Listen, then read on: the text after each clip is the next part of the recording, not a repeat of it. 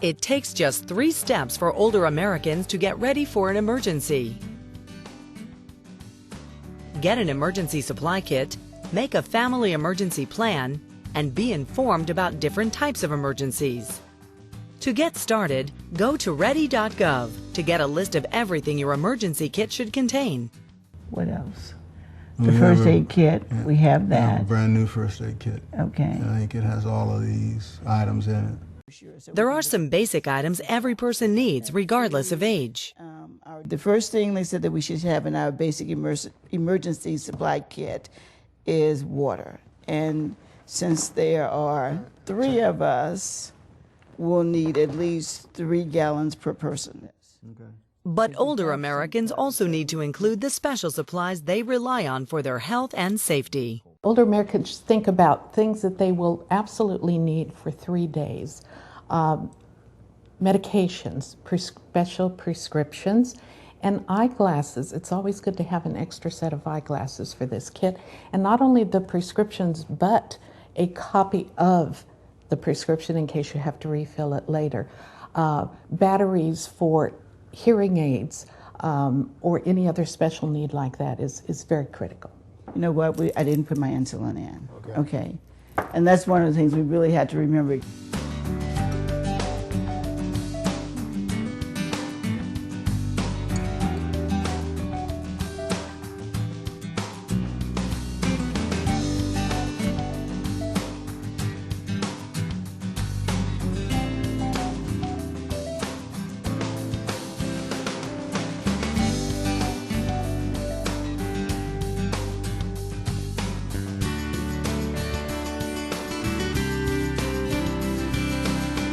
The other thing is that we're going to put this blanket in here, and we can get some more later. Once you've got everything together, put all the items in a container that you can take with you if you need to leave home in an emergency. And I have the new We prescription. need to put it in with the documents in. Remember, medicines can spoil just like our food, so you should check your kits regularly to make sure your prescriptions haven't expired. I really didn't look at the expiration date on it. So, and this is really important. Probably need to make a note on your list of when the prescription, this particular refill expires.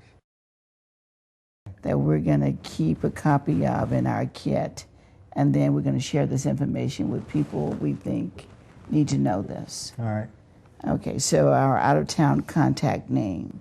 It's going to be Maurice, I guess, right? Right. You have his phone number? Put his number down there.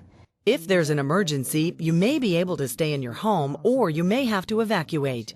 It's important to have a plan ready for either situation.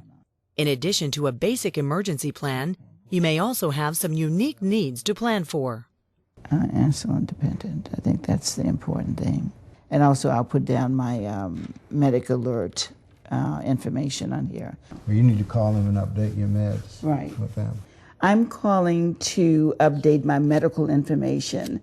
I think the last time I did that was 3 months ago, and I've had a change in some of my medication.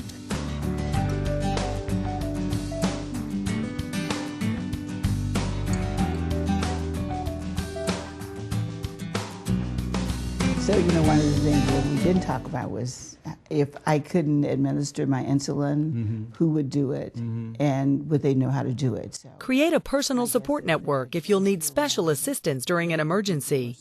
Talk to your family, friends, neighbors, and coworkers about your emergency plan so they know what they can do to help you. This is the syringe, and these are the units on here, 5, 10, 15, 20, 25.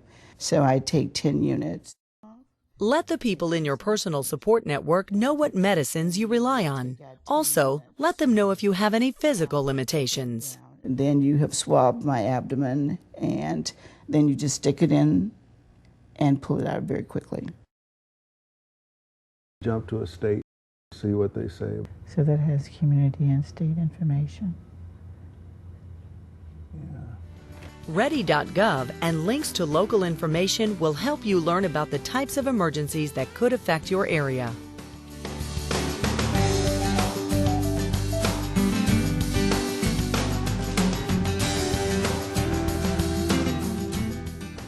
The information will help you know what to do in case of any emergency, natural or man-made.